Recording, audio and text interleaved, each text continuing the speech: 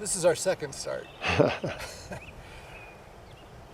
Skip's idea to have a little streamside chat, in this case lakeside chat, something like Roosevelt's fireside chats, only we put it in a different location. I wasn't sure I was going to do this, but I thought, what the heck. The topic I've been thinking about lately has been understanding human happiness in more detail than I've attacked the problem in the past. I can see that happiness sits on top of a pyramid, and we can have ideas about it, beliefs about it, feelings about it, or we can observe our experience and let our experience teach us about the foundation of happiness and how to build it step by step.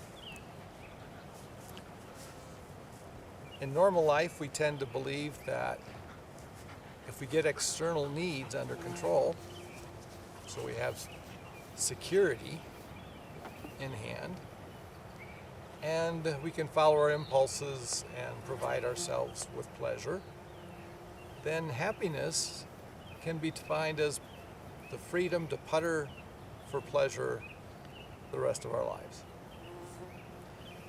And to some extent, we also throw in having a family and a mate and friends.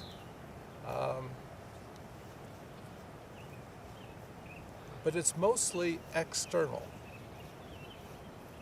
So, if that is good enough for you, then it's perfectly fine. There's nothing wrong with that model of happiness, if it's good enough for you. If it's not, then you might want to observe your experience and see that one of the things that's missing from the normal model of happiness is satisfaction and meaning, work, creativity, and contribution. Now, it's been my experience that most people don't identify work with happiness. In a recent experiment in my classes, I had everyone, the students, synopsize one section of the book so they could see what was in the book and then write their response. That way they got to define what was actually being said in the book, what someone else is saying, and they could see if it was true, whether or not it fit their own experience, and then what their response was to it. So they got 3 dimensions of awareness out of that assignment. And I think one of the things people learned was it was the first time they had to work really hard themselves. And one consequence is they actually learned something and derived some satisfaction and meaning from it. Now, in my model of happiness, at the bottom is self-awareness that requires work and effort.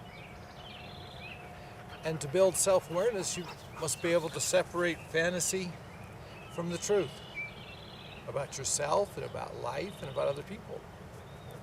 And that's work, and sometimes it's frightening, sometimes it's painful. But at the end, you have a much more clear and defined sense of who you are. You can create conscious purposes for your life. And there's a structure that defines you. There's actually a character inside that has a conscious internal life, that cares, knows what you care about. You understand your own motivations. You consciously create your purposes. And you look at your experience and learn from it, rather than just evaluate your experience about how pleasurable it is. So, one of the things I think you will discover, it's my hypothesis, it's certainly been true in my life, is that all the work I've done to become more self-aware, more aware of what life is, more aware of what the universal human potentials and needs are.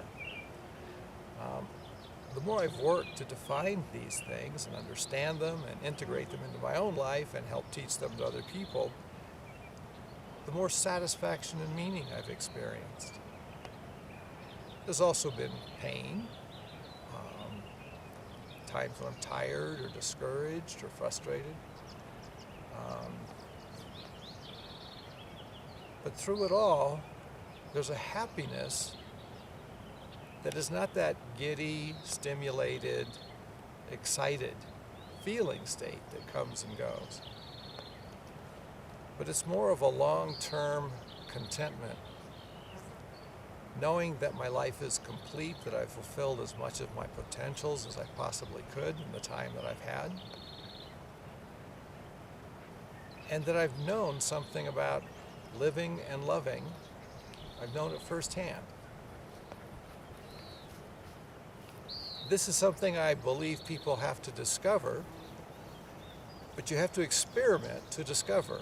So if you just assume that all the normal ideas and beliefs and feelings about happiness are all there is, then you never actually explore.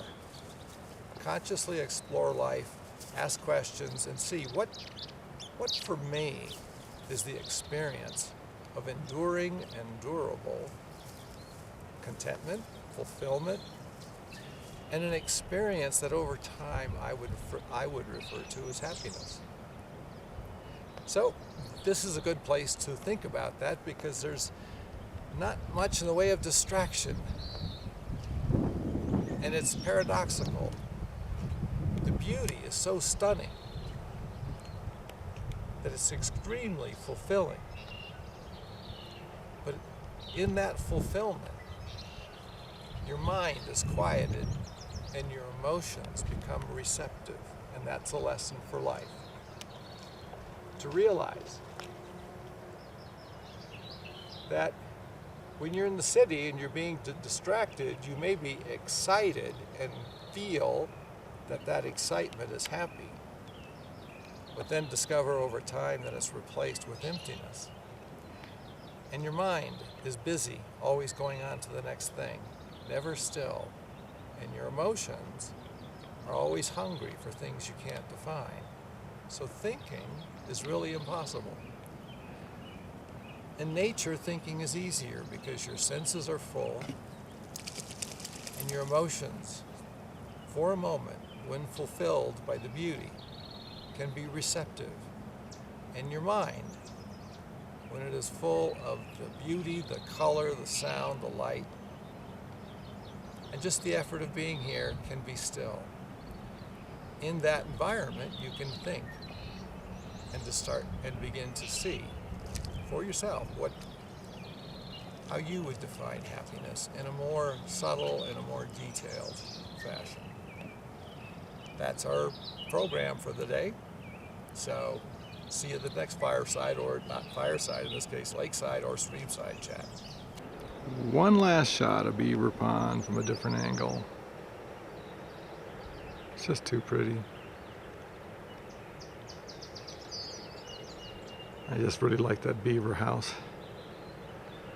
Mountains, forest.